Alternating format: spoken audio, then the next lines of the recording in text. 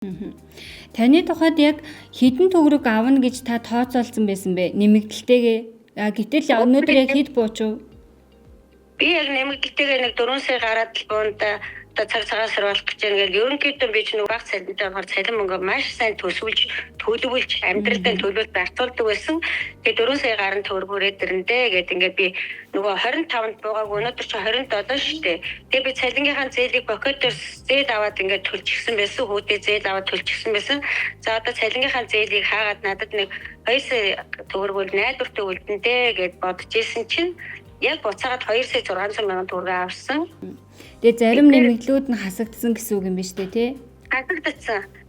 Тэгээ өөр бусад нэмэгдлүүдийн бүгдийг хасаа ажилласан хоол унааны мөнгө тэгээд ер нь нэмэгдлүүдийг бүгдийг хассан байна гэсэн үг. Ур чадвар модроогт ороогүй.